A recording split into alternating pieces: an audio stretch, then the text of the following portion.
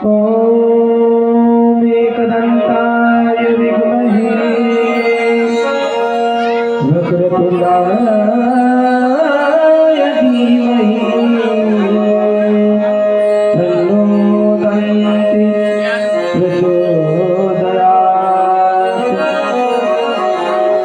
सर्वमङ्गले माङ्गल्ये शिवे सर्वार्थ साधिके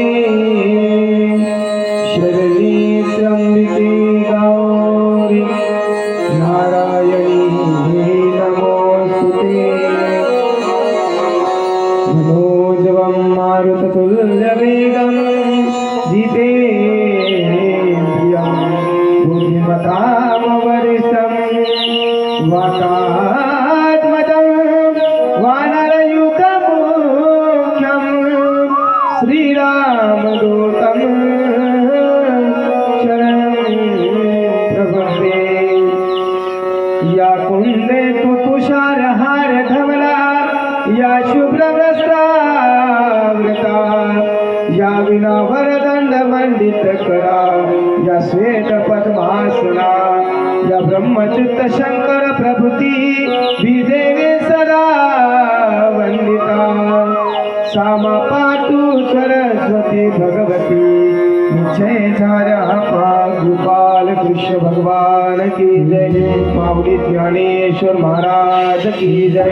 जगद्गुरु तुकोबाराय महाराज की जय। शांती ब्रह्म एकनाथ महाराज की जय। शिवलाल भगवान की जय। नैमिष नावाच्या यज्ञामध्ये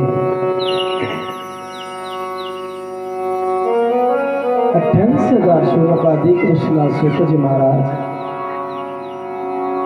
या भागवत कथेचं महत्व सांगले. सूतजी म्हणतात या भागवत कथेने झोपलेलं ज्ञान आणि वैराग्य जागृत होते. असा 7 दिवसामध्ये मुक्ती देणारा दुसरा कोणताच ग्रंथ नाही. कारण जे राजा परीक्षितने जे ऐकलं तेच आपल्याला ऐकायचं आहे. 7 दिवस ऐकायचं आहे. शौनकादिक म्हणतात भागवताचा वक्ता कसा असावा, भागवताचा श्रोता कसा असावा. दोघंही जर अधिकारी असावे, कारण भागवत सांगणाराही अधिकारी असावा आणि भागवत ऐकणारे सुद्धा अधिकारी असावे. दोघंही जर अधिकारी जर असले तर दोघांनाही फायदा होते. सांगणाराही अधिकारी असावा, ऐकणारा सुद्धा अधिकारी असावा. तसे तुम्ही ऐकणारे अधिकारी आहे, ऐकणारे अधिकारी लोक आहेत. आणि 7 दिवस आनंद द्यायचा आहे, आनंद घ्यायचा आहे.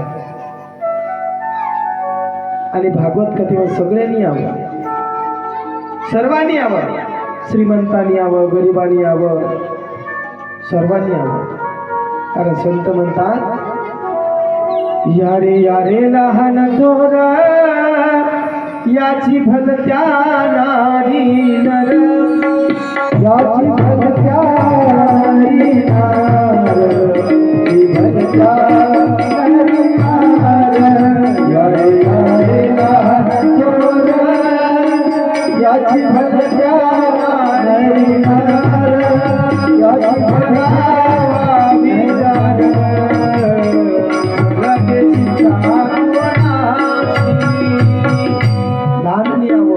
यावं, मोठ्याने यावं. कारण न लगे चिंता कोणाशी. सर्वांनी यावं भागवताला.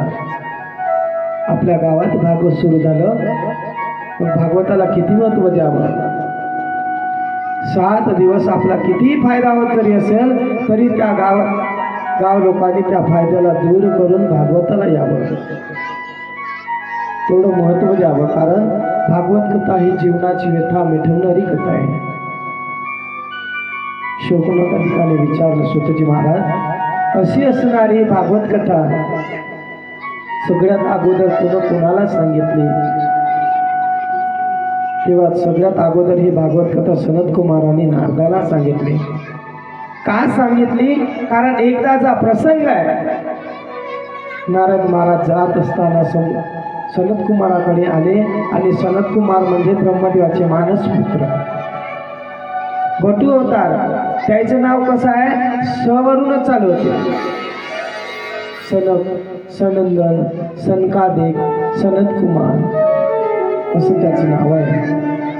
काकण्याच्या अभंगामध्ये म्हणतात, तुम्ही सनकादिक संत करविता कृपावंत, एवढा करा उपकार तेव्हा करा नमस्कार. तेव्हा नारद सनत कुमारांना भेटले. नाराज होता. सनत कुमाराने विचारलं, तुम्ही नाराज काहून आहे?